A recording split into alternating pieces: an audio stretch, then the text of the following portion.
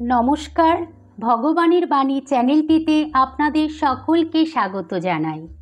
অশান্ত মনকে শান্ত করতে পারে ভগবানের বাণী। আমরা যারা ঈশ্বরকে ভালোবাসি, ঈশ্বর সাধনা করতে করতেই মনে অনেক প্রশ্ন ভেসে ওঠে। যেমন, শ্যামা মা কি সত্যি কালো? কি করলে ভগবান নিজে দেখা দেবেন? এরকম নানা প্রশ্ন। এই সব প্রশ্নের উত্তর জানতে পারবেন এই ভিডিওটিতে। সেই সব আলোচনা করার আগে বলি, আমার চ্যানেলে যারা নতুন তারা চ্যানেলটি সাবস্ক্রাইব করবেন প্লিজ। এবার আসি মূল বিষয়ে। সুন্দর রূপে তো সকলেই আকৃষ্ট হয়, কিন্তু রূপহীনে যে আকৃষ্ট হতে পেরেছে সে প্রকৃত হিরে খুঁজে পেয়েছে। কয়লা কালো, কিন্তু কয়লারই আর এক রূপান্তর হিরে, যা অতি মূল্যবান। শ্যামা মা আমাদের কালো, যতক্ষণ তুমি দূরে আছো ততক্ষণই কালো। যখন তুমি তাকে জানতে পারবে তখন তার আর কোনো রং দেখতে পাবে না। যেমন দিঘির জল দূর থেকে কালো মনে হয়, কিন্তু যেই কাছে যাও, হাতে জল নাও, দেখবে তার আর কোনো রং নেই। ঈশ্বরের যত কাছে যাবে তত মনে হবে তার কোনো নামও নেই, রূপও নেই। ঠিক সেই রকমই যখন কোনো বিষয়ে আমাদের জ্ঞান হয় তখন অন্ধকার দূর হয়ে যায়, চারিদিক আলো হয়ে থাকে, আর সেই আলোর ছটা হৃদয়কে শুদ্ধ করে, নির্মল করে। জ্ঞানই সব। জ্ঞান বাড়ানোর চেষ্টা সর্বদা করে যেতে হয়। এক দণ্ড নিষ্কাম হয়ে থাকা উচিত নয়। একমাত্র জ্ঞানই পারে হৃদয়কে শুদ্ধ করতে। প্রকৃত জ্ঞানের অভাবেই তো কত মানুষ ভুল পথে চালিত হয়, হৃদয় মলিনতায় ভরে যায়, ফলস্বরূপ অসামাজিক কর্ম করে। প্রকৃত জ্ঞান লাভের জন্য খুব খাটতে হয়, আর ঈশ্বরের রূপে বিশ্বাস করতে হয়। যে রূপকে ভালোবাসো সেই রূপকেই ধ্যান করো। এই বিষয়ে একটি গল্প বলি। শ্রী শ্রী মা শারদা যখন বাঁকুড়ায় আছেন সেই সময়ের একটি গল্প। এক কিশোর ভক্ত মায়ের পদসেবা করছেন।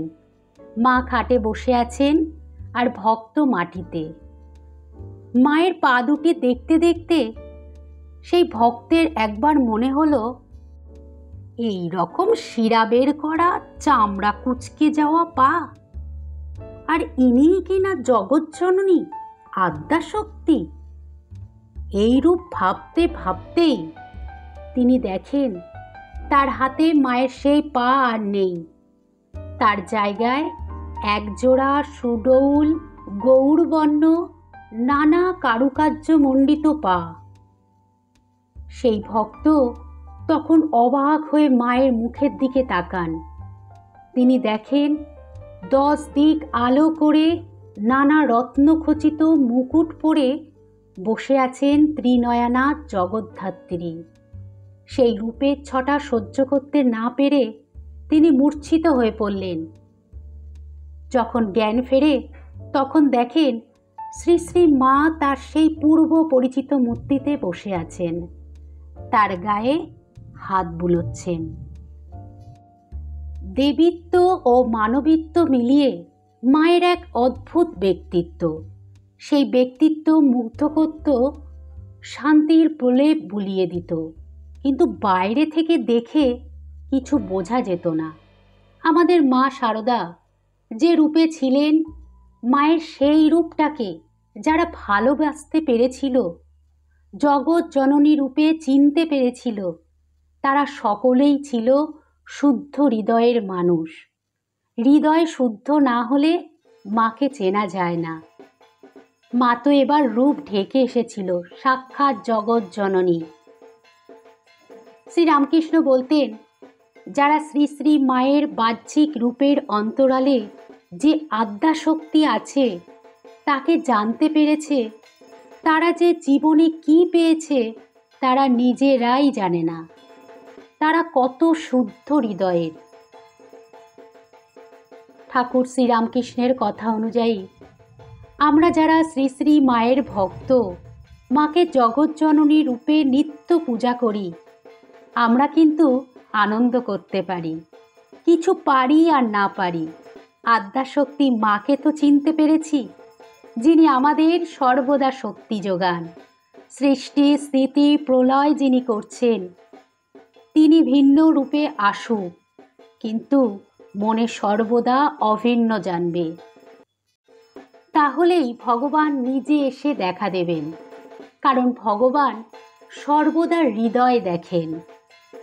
ঠাকুর শ্রীরামকৃষ্ণ এ ব্যাপারে বলেছেন, দেহের সুখ দুঃখ যাই হোক, যদি ভক্তের জ্ঞান ভক্তির ঐশ্বর্য থাকে, সে ঐশ্বর্য কখনো যাবার নয়। দেখো না, মহাভারতে পাণ্ডবদের অত বিপদ, কিন্তু এই বিপদে তারা চৈতন্য একবারও হারায়নি। তাদের মতো জ্ঞানী, তাদের মতো ভক্ত কোথায়? বন্ধুরা, হয়তো আপনারা আপনাদের প্রশ্নের উত্তর কিছুটা হলেও পেয়েছেন। চলুন এবার জেনে নিই মা শারদার কিছু অনুপ্রেরণামূলক উপদেশ। 1. কাজকর্ম করবে বৈকি, কাজে মন ভালো থাকে, তবে জপ ধ্যান প্রার্থনা বিশেষ দরকার।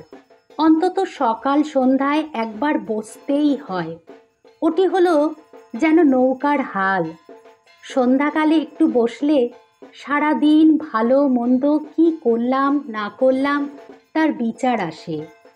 তারপর গতকালের মনের অবস্থার সাথে আজকের মনের অবস্থার তুলনা করতে হয়।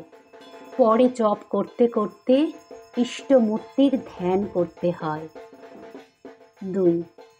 মানুষ স্বীয় কর্মেরই ফল ভোগ করে, এজন্য অপরকে দোষী না করে ভগবানের নিকট প্রার্থনা ও তার কৃপার উপর নির্ভর করে ধীরভাবে সকল অবস্থায় সহ্য করে যাওয়াই প্রয়োজন। 3.